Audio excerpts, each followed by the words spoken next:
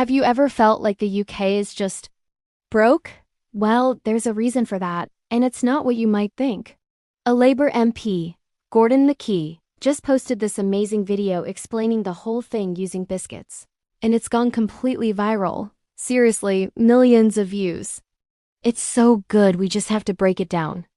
So, picture this. Gordon McKee, MP for Glasgow South, sitting at a table with stacks of biscuits. He uses these biscuits to explain something that sounds super boring, but is actually incredibly important: the debt-to-GDP ratio. Stick with me, it's worth it. He holds up a chocolate bourbon to represent the UK's total debt, and a custard cream to represent how much money the country makes in a year, our GDP.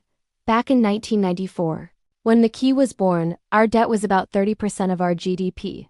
For every pound the UK made, the government owed about 30p. It was manageable. Then, 2008 happened. The global financial crisis. The banks needed a massive bailout, and our national debt jumped to around 60% of GDP. So, our tower of chocolate bourbons got a lot taller. Over the next decade, under a Tory government, that debt kept climbing, reaching about 80%. Then, the pandemic hit. The government had to borrow a colossal amount of money to support the economy, pay for furlough, and keep things afloat. Suddenly, our debt-to-GDP ratio shot up to around 100%. That means for every pound the country makes, the government owes a pound in debt. The biscuit towers are now the same height. Now, you might be thinking, wow, 100% is huge. And it is. But here's where it gets really strange. McKee points out that other countries have even higher ratios. France is at 113%, America is at 120%, and Japan is at a mind-boggling 240%. So, why is everyone so worried about the UK? Why does it feel like our economy is on shakier ground? This is the brilliant part of his explanation. The real problem isn't just the total amount of debt. It's how quickly we've racked it up. The people and institutions that lend money to governments, by buying government bonds, are looking at our spending habits. McKee uses a great analogy. He says Japan is like your friend who's always in their overdraft. You're used to it.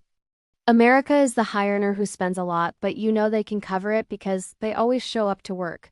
Britain, on the other hand, used to be the sensible one. But recently, it's like we've gone on a wild spending spree. He jokes it's like we bought a new dog, a new car, and a hair transplant all in 1 month, pretending we got a huge pay rise when really we just maxed out a new credit card. Because our debt has shot up so quickly, lenders are getting nervous. They see this sudden, rapid borrowing as a sign of instability. So, what do? They start charging the UK government more interest to borrow money. They want a higher return for what they now see as a riskier bet. And this is the devastating consequence. We are now in a crazy situation where we're paying more in interest on our debt than many of those countries with higher debt levels. A huge chunk of the money the government collects from us in taxes isn't going to schools, hospitals, or roads. It's going straight out the door just to pay the interest on our national borrowing. How much are we talking about? About 8% of all government spending is now just servicing debt. To put that into perspective, that is more than double the entire UK defense budget. Let that sink in. We are spending more on interest payments than on defending the entire country. As McKee says, when you're in that position, that is not good. It's a huge drain on our public finances and limits our ability to invest in the future. This video has been praised for its humor and clarity.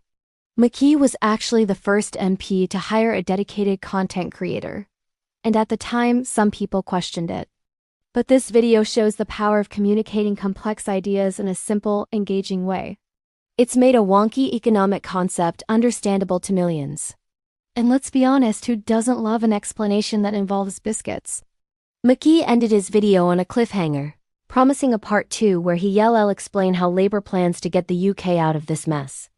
So naturally, everyone is now waiting to see his proposed solutions. It's a masterclass in political communication for the social media age. What do you think?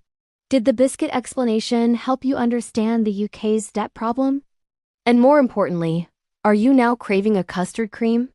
Let me know your thoughts down in the comments. It's a huge issue that affects all of us, so it's great to see it being discussed in a way everyone can get on board with. Thanks for watching. If you found this breakdown interesting, don't forget to like this video and subscribe to the channel for more content just like this. We'll all be keeping an eye out for part 2 of McKee's Biscuit saga, and we'll be sure to cover it right here. See you in the next one.